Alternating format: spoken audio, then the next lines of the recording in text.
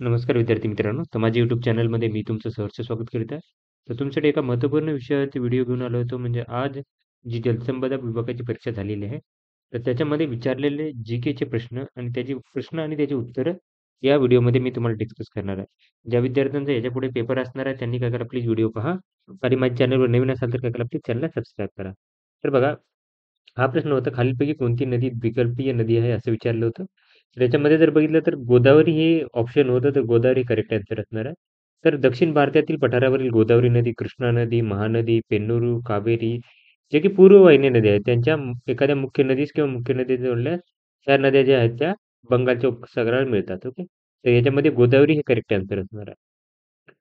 बाकीचेही होते त्याच्यामध्ये, पण गोदावरी करेक्ट आन्सर असणार आहे.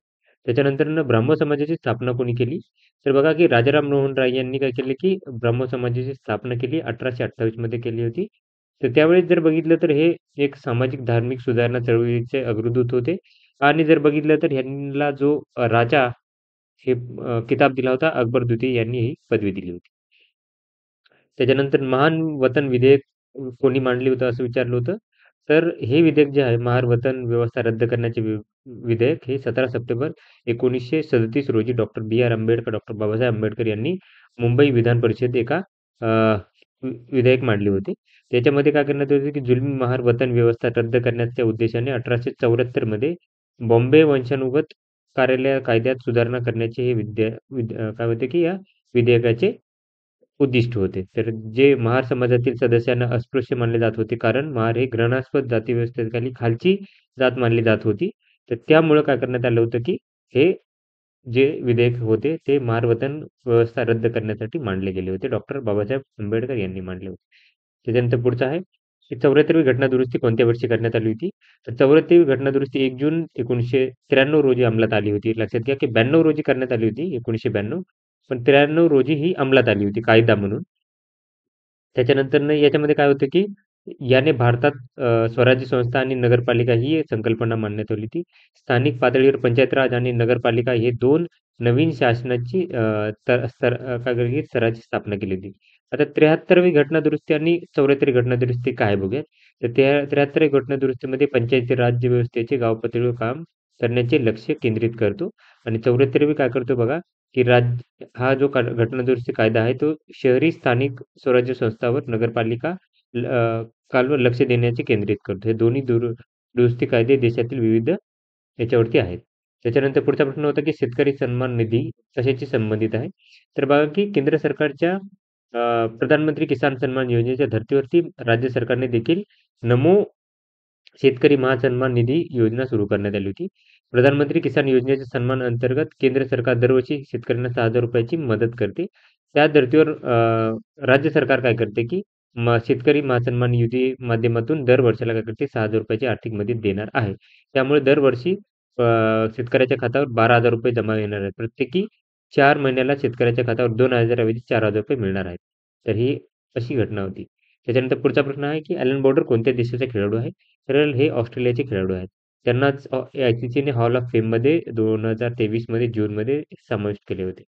त्याच्यानंतर पुढचं आहे, की राज्याचा कार्यकारी अधिकार कोणाच्या हातात असतात? तर ते गव्हर्नरच्या हातात असतात. एक्झिक्युटिव्ह पॉवर गव्हर्नरच्या हातात असतात.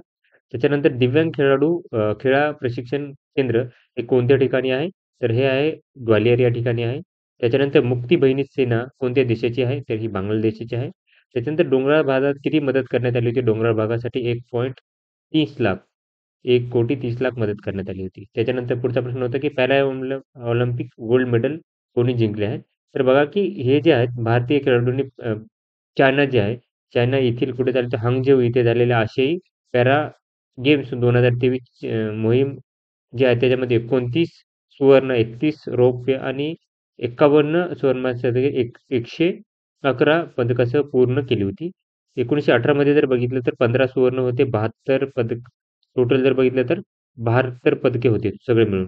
म्हणजे पहिले तर काय केली होती, की यांनी सगळ्यात जास्त कामगिरी केलेली आहे 2023 ची. त्याच्यामध्ये 29 सुवर्ण, 31 रौप्य आणि 51 कांस्य पदक टोटल 111 पदके जिंकली आहेत. त्याच्यानंतर नॅरो मनी कोणती असते? तर बघा नॅरो मनी ही M1 ला म्हणली जाते. तर नॅरो मनी म्हणजे काय, की भारतात काय करते, की पैशाच्या पुरवठ्याच्या श्रेणीला संदर्भित करते, ज्यामध्ये मध्यवर्ती बँकेकडे असलेले सर्व वास्तविक पैसा समाविष्ट असतात. त्याच्यामध्ये नाणी आणि चलन, मागणी ठेवी तसेच इतर जे लिक्विड मनीमध्ये याचा समावेश असतो. यूएसमध्ये जे नॅरो मनी आहे त्याला M1 म्हणतात म्हणजे M0 प्लस मागणी खाती त्याच्यानंतर ओळखला जातो आणि यूकेमध्ये त्याला M0ला जे आहे त्याला काय करते संकीर्ण पैसा म्हणून संबोधले जाते. त्याच्यानंतर बघा बाह्य हिमालय कोणाला संबोधले जाते? तर हिमालयामध्ये 3 भाग आहेत. तर त्याच्यात आहेत हिमाद्री जो मोठा हिमालय आहे, हिमाचल, कमी हिमालय आणि त्याच्यानंतरनं जो शिवालिक आहे तो बाह्य हिमालय म्हणतात. तर याच्यात जो बाह्य हिमालय आहे तो शिवालिक आहे. त्याच्यानंतर काळाराम सत्याग्रहाचे नेतृत्व कोणी केले? तर डॉक्टर बाबासाहेब आंबेडकरांनी काळाराम सत्याग्रहाचे नेतृत्व केले होते. त्याच्यानंतर प्रश्न होता की यमुना नदीचे उगमस्थान कोणते आहे? तर बघा की हिमालयात पर्वतातील हरिद्वारच्या उत्तरेस असलेली यमुनोत्री हे यमुनेचे उगमस्थान आहे. यमुना नदी गंगेची प्रमुख उपनदी आहे. बांदेपुंज शिखराजवळ यमुनोत्री हिमनदीपासून उगम पावते ही.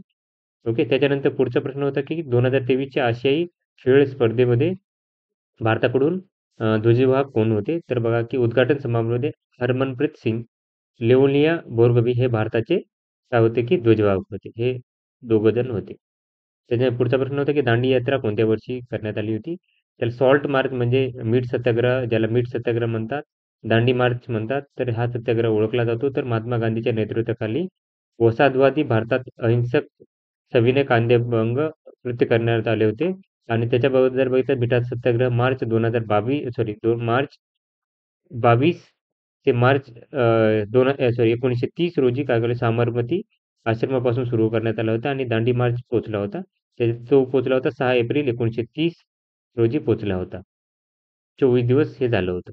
तर ही अशी माहिती होती आजची जे काही प्रश्न विचारले होते त्याच्याबद्दल. आशा करतो तुम्हाला इन्फॉर्मेशन आवडली असेल. तर अशाच महत्त्वपूर्ण अपडेट्ससाठी माझ्या चॅनलला सबस्क्राईब करा, व्हिडिओला लाईक करा आणि इन्फॉर्मेशन मित्रांसोबत शेअर करा. धन्यवाद.